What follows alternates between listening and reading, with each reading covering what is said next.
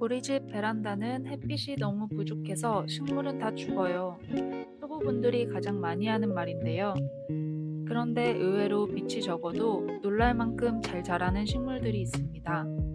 실제로 어떤 분은 스투키를 2년 가까이 거의 방치했는데도 멀쩡했다고 하시고, 또 어떤 분은 좁고 그늘진 베란다에서도 식물을 잘 키우게 됐다고 해요. 중요한 건 햇빛이 전혀 없어도 되는 식물이 아니라 적은 빛에서도 버티고 잘 자라는 식물을 고르는 것입니다. 제가 소개하는 식물들은 빛이 적어도 버티고 초보가 관리하기 쉬운 식물입니다. 그럼 오늘 영상에서는 물만 잘 챙겨줘도 쑥쑥 자라서 햇빛 부족한 베란다에서도 초보를 식물 전문가처럼 보이게 만드는 식물들을 소개해 드릴게요. 첫 번째 식물은 몬스테라입니다. 키우면서 가장 빨리 성취감을 느끼는 대표적인 식물이에요. 새잎이 돌돌 말려 나오는 순간이 정말 예뻐요. 직사광선보단 밝은 간접광을 좋아합니다. 겉흙이 마르면 물을 흠뻑 주세요.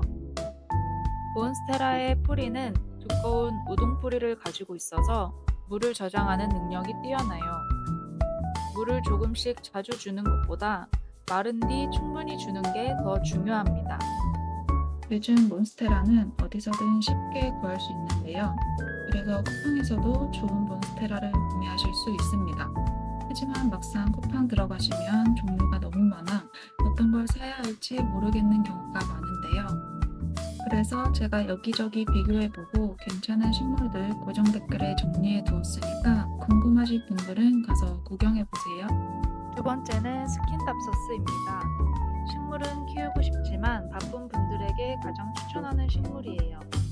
주변에는 이건 정말 안 죽더라는 말을 정말 많이 하시는데요.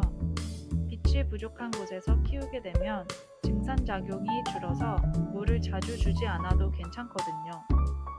이걸 몰랐을 때 저는 스킨답소스를 과습으로 몇 번 힘들게 했었어요. 스킨답소스가 키우기 편한 식물인 이유는 건조에도 강하지만 목마름의 신호를 정말 잘 보여주기 때문에도 있어요. 줄기가 길게 늘어져서 높은 곳에 올려두고 키우면 너무 예쁘고 공간 차지도 많이 안 하는 예쁜 식물이에요. 처음 식물 한 개만 사야 한다면 이 식물을 고를 것 같아요. 세 번째는 산세베리아입니다. 물을 자주 안 줘도 되는 대표적인 식물이죠. 산세베리아는 잎을 만져보면 두껍고 단단한데요. 잎이 두꺼운 식물들은 잎에 물을 저장할 수 있어서 만져봤을 때 살짝 말랑하거나 주름이 생기면서 쭈글거리면 물을 주거나 흙이 완전히 마른 뒤에 물을 주시는 게 좋아요. 그리고 여건이 되신다면 봄, 여름철엔 뿌리가 자라나고 무럭무럭 성장을 하기 때문에 이때는 빛이 잘 드는 곳에 놓아두고 잎에 주름이 생길 때마다 물을 흠뻑 주시면 더욱 건강하게 키우실 수 있으실 거예요. 다음은 스투키입니다. 댓글에서도 많이 보셨죠? 오랫동안 방치하다시피 두었는데도 멀쩡했다는 분들이 많으신데요. 이전에 산세베리아와 비슷한데 잎이 더 오동통한 식물이에요. 그 말은 스투키도 잎에 물을 잔뜩 저장하고 있다는 겁니다. 그래서 스투키도 가끔씩 기둥에 세로로 주름이 진 게 보이신다면 그때 한 번씩 물을 흠뻑 주시면 잘 자랄 거예요. 다섯 번째는 고무나무입니다. 잎이 두껍고 윤기가 있어서 집안에 하나만 둬도 존재감이 큰 식물인데요. 빛이 부족하면 성장 속도는 느려지지만 적응력이 좋은 식물이에요. 잎에 먼지가 쌓이면 광합성이 방해되니까 가끔 물티슈로 먼지를 닦아주시는 것도 도움이 되고, 고무나무도 목마름의 표시를 잘 보여주는 식물이라 집 안에서 키우기 좋은 식물입니다. 여섯 번째는 아레카 야자, 테이블 야자입니다. 몇몇 분은 야자는 햇빛이 아주 많아야 한다고 생각하십니다. 강한 직사광선보다는 부드러운 밝은 빛을 더 좋아해요. 햇빛이 너무 강하면 잎이 타들어갈 수 있거든요. 그래서 거실 창가 쪽에서 키우시면 좋아요. 물은 흙이 속까지 완전 바싹 마르기 전에 물을 주시면 좋아요. 너무 건조하면 끝이 마르는 현상도 나타나는데 가끔 분무해 주시거나 겨울철엔 가습기를 틀어주시는 것도 방법이에요.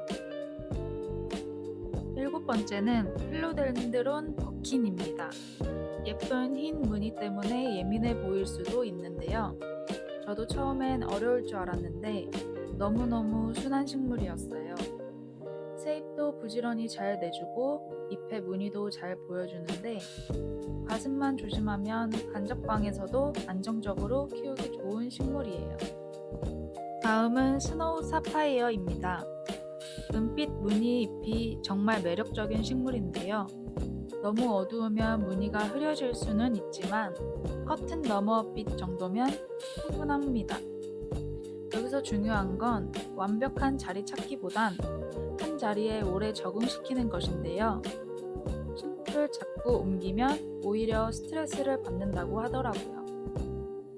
그것만 아니면 정말 잘 자라는 식물입니다. 마지막은 스파티필름입니다. 물 주는 타이밍을 알려주는 식물의 대표적인 식물인데요.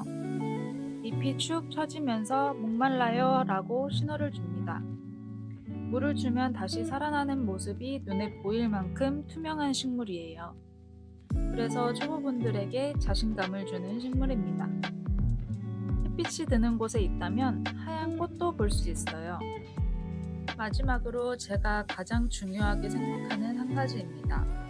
식물 초보는 비싼 식물보다 살아남기 쉬운 식물로 성공 경험을 먼저 만들어야 합니다. 저도 처음부터 잘 키운 사람이 아닙니다. 초록별로 많이 보내주기도 했어요. 하지만 몬스테라 하나가 잘 자라기 시작하면서 재미가 붙었습니다. 그 경험이 식물 생활을 오랫동안 할 수 있게 만들어줬어요. 오늘 소개한 9가지 중에서 딱 하나만 골라보세요. 그리고 베란다에서 가장 밝은 자리 하나를 정해서 3주만 그 자리에서 그대로 키워보는 거예요. 이 방법이 초보가 식물 전문가처럼 보이기 시작하는 가장 빠른 방법입니다. 막상 쿠팡 들어가시면 종류도 많고 이것저것 찾고 비교하기 귀찮으실 것 같아서 제가 위 식물들 아래 링크에 정리해 두었으니까 궁금하신 분들은 클릭하고 구경해 보세요.